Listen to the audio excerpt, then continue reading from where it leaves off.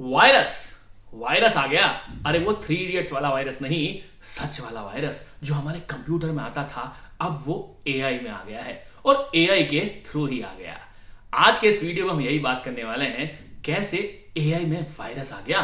अरे हाँ, देखिए ना, हम लोग यूज करते हैं असिस्टेंट्स, वर्चुअल असिस्टेंट चैटबॉट, जिसकी मदद से हम लोग कोई सवाल पूछते हैं, वो हमें जवाब देता है, क्योंकि अल्टीमेटली हम एक प्रॉम्प्ट लिखते हैं और उस प्रॉम्प्ट का रिप्लाई मिलता है। सोचिए अगर जेमिनी और चैट जीपीटी जो याद कर लेता है आपके सारी एक्टिविटीज 3-4 महीने की, जो आपने अल्टीमेटली कन्वर्सेशन किया है उस चैटबॉट के थ्रू या किसी असिस्टेंट से बातें की हैं, तो वो कहीं स्टोर किया है। अगर वो डेटा लीक हो जाए तो वायरस जब आता था तो हम कहीं क्लिक करते थे, फिर वायरस हमारे सिस्टम में आ जाता था या फिर हमारे मोबाइल के अंदर। लेकिन ये वायरस तो 0 क्लिक वाला है, मतलब यहां पे क्लिक करने की आवश्यकता ही नहीं पड़ने वाली है और बिना किसी क्लिक के ही वायरस आ जाएगा। आप सोचिए कैसे अमित। सोचिए कि आपके पास एक ईमेल आया है, हो सकता है ये ईमेल आपको साधारण लग रहा है, लेकिन उसके अंदर वायरस हो सकता है। पर कैसे? वैसे ही कोई इमेज आपने देखी है जो नॉर्मल दिख रही है, पर उस इमेज के पीछे भी वायरस हो सकता है, कोई वर्म हो सकता है। वो कीड़ा उस इमेज के अंदर कैसे आएगा? तो डेटा साइंटिस्ट जब एआई के एल्गोरिदम बनाते हैं, तो कुछ लोग ऐसे भी हैं जो वायरस बनाते हैं। वो कोशिश करते हैं कि इस तरह के असिस्टेंट को अटैक करें और उसके प्रॉम्प्ट के अंदर अपना एक नया प्रॉम्प्ट घुसेड़ दें, ताकि आप उसके रिजल्ट्स को मिसबिहेव कर पाओ। अब सोचो, ईमेल आपने भेजा, तो यूजुअली हम क्या करते हैं, आजकल ऑटोमेशन कर दिया है कि ईमेल का रिप्लाई ऑटोमेटेड पहुंच जाएगा।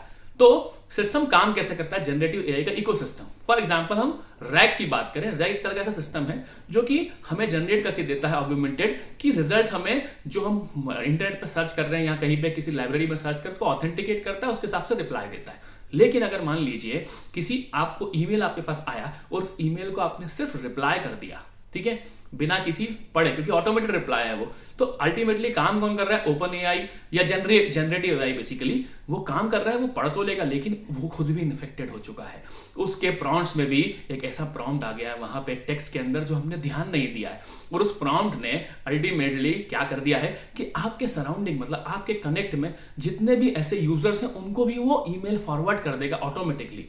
हो सकता है कि वो सारे विक्टिम बन जाएंगे। ऐसे फैलेगा वायरस। बड़ा खतरनाक हो गया सुन के अमित यार।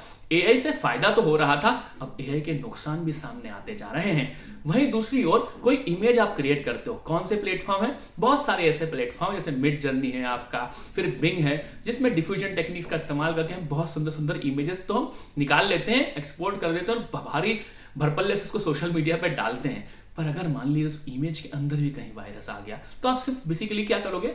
उसको इमेज को कहीं ना कहीं इस्तेमाल करोगे, यूज करोगे, और डेफिनेटली वो इमेज के पीछे वॉर्म अटैक हो गया है ना? सुन के थोड़ा सा भय लग रहा, पर हाँ, डरने वाली बात नहीं है। ये सारी बातें तो बेसिकली जेन एआई जानता ही है। तो डेफिनेटली जेन एआई के पीछे बहुत सारा काम हो रहा है, जिसके बारे में हम सोचते नहीं है।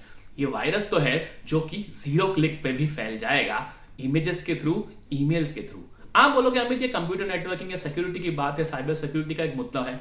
हाँ, डेफिनेटली एक ऐसा डोमेन है, लेकिन एआई वहां पे भी काम कर रहा है और एआई पे इस पर नजर है। इसलिए डरिए मत, आनंद लीजिए एआई के इस तरह के प्रॉम्प्ट्स का, असिस्टेंट का, पर हाँ सजग रहिए, क्योंकि दुर्घटना से देर भली। अच्छा लगता है वीडियो तो लाइक शेयर सब्सक्राइब करें इस वीडियो को और टेक स्टोरीज चैनल को।